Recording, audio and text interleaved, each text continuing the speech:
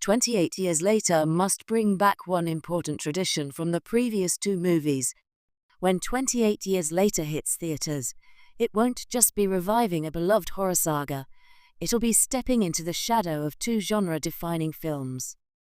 28 Days Later 2002 redefined the zombie genre with its bleak realism and intense character focus, while 28 Weeks Later 2007 expanded the scope without losing the personal stakes.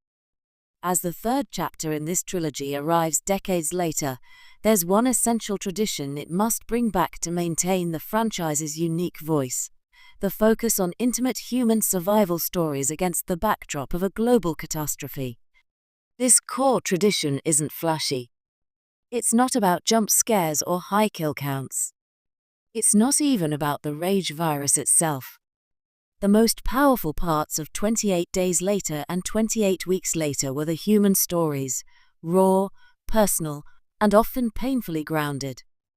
28 Years Later needs to return to this narrative DNA to preserve what made the first two films resonate so deeply. The tradition that defined the series.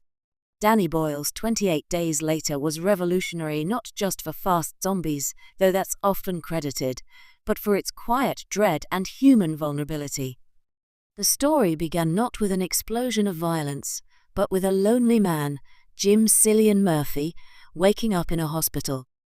He was confused, frightened, and utterly alone in a decimated London. That solitude, followed by the gradual discovery of survivors, Selena, Frank, and Hannah, created a space for real emotion to build in between the horror. Similarly, 28 Weeks Later opened not with a government briefing or military spectacle, but with a scene of heartbreak. Don Robert Carlyle abandons his wife Alice in a terrifying moment of cowardice. That moment defined the entire film. Even when the story later widened to include military zones and mass evacuations, the emotional weight remained centered on personal betrayal and family. This storytelling tradition, focusing on small, emotionally resonant moments inside a massive catastrophe, separated the franchise from countless other zombie thrillers. It made the horror matter. If 28 Years Later loses this in favor of spectacle or shock, it'll lose its soul. Horror is more powerful when it's personal. The best horror always has something deeply human at its center. In 28 Days Later, Jim's transformation from a confused survivor to a violent protector raised uncomfortable questions about what it means to survive. Is he any better than the infected by the end? In 28 Weeks Later, Tammy and Andy's desperate attempt to reunite with their mother was heartbreaking, especially once it became clear their hope was doomed. These moments remind audiences that the true monsters aren't always the ones snarling with blood-covered faces. Sometimes they're people trying to do the right thing, or those who have abandoned that effort entirely. A new chapter in this universe shouldn't just focus on what the rage virus has become 28 years later.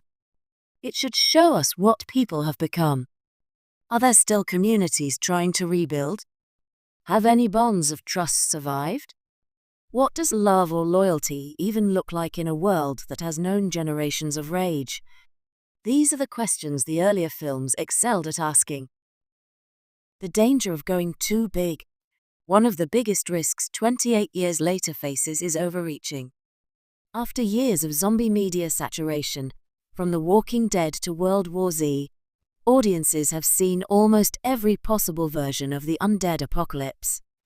What made 28 Days Later so haunting was its stillness as much as its chaos.